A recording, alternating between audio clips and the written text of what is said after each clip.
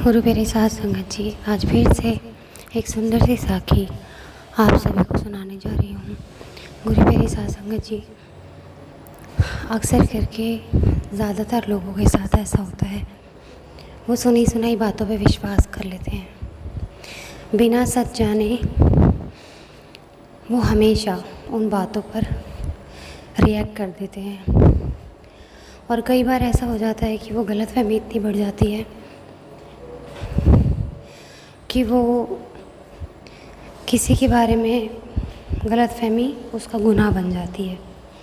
तो आइए गुरु मेरे साथ संगत सुनते हैं आज की ये सुंदर सी साखी, जो हमें ये सिखाएगी कि कभी भी बिना पूरी बात जाने, बिना सच जाने हमें किसी के बारे में कोई धारणा नहीं बनानी चाहिए। ये कहानी है एक सज्जन की, जिनका नियम था कि रोज़ 3 गरीब लोगों को खाना खिलाने के बाद ही वो खुद खाना खाते थे। एक दिन बहुत ढूंढने पर भी कोई गरीब नहीं मिला। दोपहर हो गई, त्योहार पास था, दुकानों पर तरह तरह की मिठाइयाँ और चीनी के खिलौने सजे थे।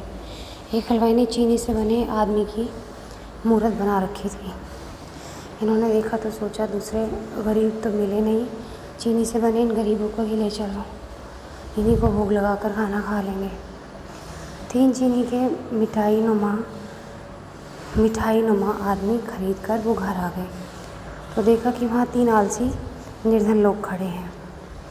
उसने उनका स्वागत करते हुए कहा, भाइयों, मैं तो सुबह से आपको ही खोज रहा था। अब वो आलसी निर्धन इसलिए थे कि गरीब तो थे ही, लेकिन वो मेहनत करके कमाना नहीं चाहते थे, भीख मांग रहे थे हट्टे कट्टे होते हुए भी, इसलिए वो आलसी गरीब लोग थे।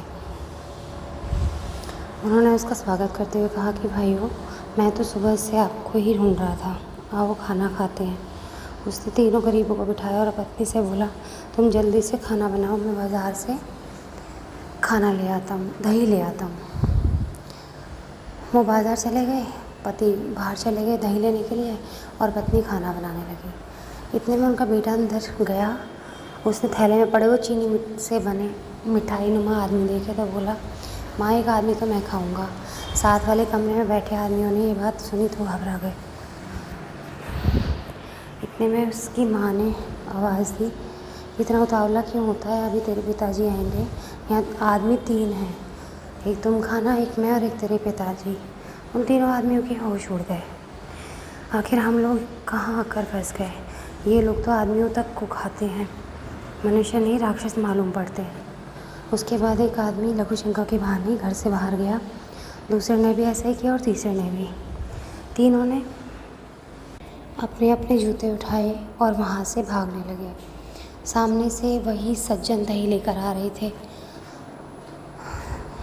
और देखा तो पत्नी से पूछा, क्या हुआ? वो बोली, मुझे तो पता नहीं, वो लघु शंका जाने की बात कर रहे थे, ना जाने क्यों भाग गए। वो सज्जन तो सुबह से ही भूखे थे। उन 3 आदमियों के पीछे भागने लगे और बोले, भाइयों, कहाँ भागे जाते हो, हम लोग तो सुबह से ही भूखे हैं। उन आदमी ने दौड़ते हुए कहा, आज तो ये दूसरा में खाकर ही अपनी भूख मिटाएंगे।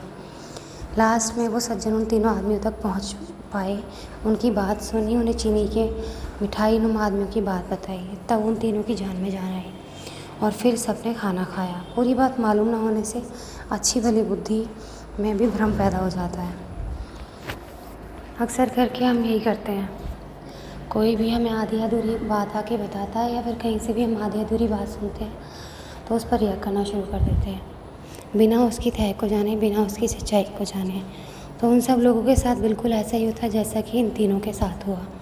इन्होंने सच को जाने बिना उससे अंदाज़ा लगाया और उनके मन में डर पैदा हो गया और वो वहाँ से भाग खड़े हुए। तो कभी भी हमें जीवन में कभी किसी की बात को बिना सच्चाई जाने मान नहीं लेना चाहिए।